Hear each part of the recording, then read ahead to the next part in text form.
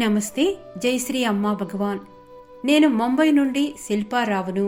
2002 నుండి నేను భగవద్ధర్మంలో ఉన్నాను. ఈ 20 సంవత్సరాలలో శ్రీ అమ్మా భగవాన్ ప్రతి కష్టంలో మా చేతిని పట్టుకుని నడిపించారు. వారి దివ్య కృప మా జీవితంలో ఎన్నో అద్భుతాలు, ఆశీర్వాదాలు మరియు రక్షణను ప్రసాదించింది. కానీ నేను ఈరోజు పంచుకోబోయే ఈ అద్భుతం నేను అనుభవించిన దివ్య కృపలో అత్యంత గొప్పది. నవంబర్ 2022లో నేను, నా భర్త, మా కొడుకు కోడలితో కొంత సమయం గడపడానికి దుబాయ్కి వెళ్ళాము. చాలా ఆనందంగా సమయం గడుపుతున్నాము. అయితే డిసెంబర్ 23న ఒక్కసారిగా పరిస్థితి మారిపోయింది. నా భర్తకు అకస్మాత్తుగా తీవ్రమైన తలనొప్పి వచ్చింది. మొదట్లో విశ్రాంతి తీసుకుంటే తగ్గిపోతుందని అనుకున్నాము. కానీ మరుసటి రోజు కల్లా నొప్పి భరించలేనిదిగా మారింది. ఆ నొప్పి ఎంత తీవ్రంగా ఉందంటే అతను సరిగ్గా మాట్లాడలేకపోయాడు, నడవలేకపోయాడు, పూర్తిగా అయోమయంగా కనిపించాడు. భయంతో మేము ఆయనను వెంటనే దుబాయ్లోని సమీప ఆసుపత్రికి తీసుకువెళ్లాము. వైద్యులు అత్యవసరంగా ఎంఆర్ఐ చేసి రిపోర్టు ఇచ్చారు. అది మమ్మల్ని పూర్తిగా కుదిపేసింది. నా భర్తకు బ్రెయిన్ హెమరేజ్ వచ్చింది. ఆ విదేశంలో చుట్టూ బంధువులు ఎవరూ లేరు. నా కొడుకు కోడలు మాత్రమే నా ప్రక్కన ఉన్నారు. వెంటనే ఐసీయూకి మార్చి చికిత్స ప్రారంభించారు. ఆ మొదటి 2 రోజులు నా జీవితంలో అత్యంత భయానక క్షణాలు. ఇలాంటి నిస్సహాయ సమయంలో నేను శ్రీ అమ్మా భగవానుని మాత్రమే ఆశ్రయించాను.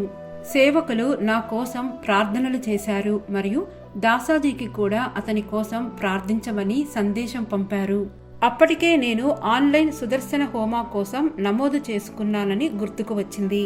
హోమాలు కర్మ నియమాల నుండి విముక్తి ప్రసాదిస్తాయని తెలుసు.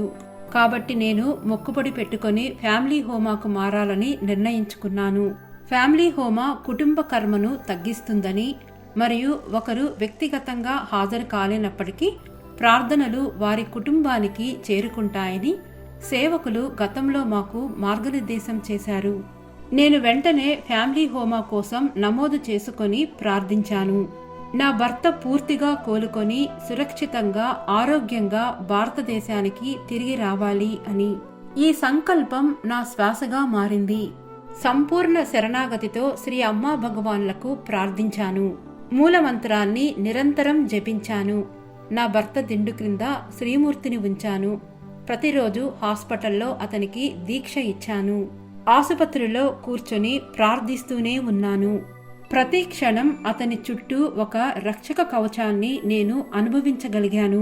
శ్రీ అమ్మా భగవాన్ వైద్యులకు మార్గనిర్దేశం చేస్తూ, అతన్ని నయం చేస్తూ మరియు మాకు బలాన్ని ఇస్తున్నట్లు అనిపించింది. బ్రెయిన్ హెమరేజ్ సాధారణంగా శస్త్రచికిత్స అవసరమయ్యే పరిస్థితి ఉన్నప్పటికీ అతనికి ఎలాంటి శస్త్రచికిత్స అవసరం లేదు అని వైద్యులు మాకు తెలియజేశారు. కేవలం మందులతోనే ఆయన పరిస్థితి మెరుగుపడడం ప్రారంభించింది. విదేశంలో ఇది నిజంగా ఒక గొప్ప అద్భుతం. అతను 11 రోజులు ఆసుపత్రిలో ఉన్నాడు మరియు నెమ్మదిగా రోజురోజుకు అతను స్థిరత్వాన్ని మరియు బలాన్ని తిరిగి పొందడం ప్రారంభించాడు. జనవరి 11న శ్రీ అమ్మా భగవాన్ కృపతో మేము సురక్షితంగా భారతదేశానికి తిరిగి వచ్చాము. మేము ఇక్కడ చికిత్సను కొనసాగించాము మరియు ఆ సంవత్సరంలో గొప్ప అద్భుతం జరిగింది. నా భర్త పూర్తిగా కోలుకున్నారు. ఎటువంటి సమస్యలు లేవు, న్యూరో సమస్యలు లేవు, శస్త్రచికిత్స లేదు, దీర్ఘకాలిక నష్టం ఏదీ లేదు. ఇది కేవలం దైవిక కృప మాత్రమే తీసుకురాగలదు. నా హృదయం కృతజ్ఞతతో నిండిపోయింది. నేను ఈరోజు వెనక్కి తిరిగి చూస్తే నా భర్తను ప్రతి అడుగులో రక్షించింది సుదర్శన హోమం, మా ప్రార్థనలు మరియు శ్రీ అమ్మా భగవానుల వారి అపారమైన ప్రేమ అని నాకు ఖచ్చితంగా తెలుసు.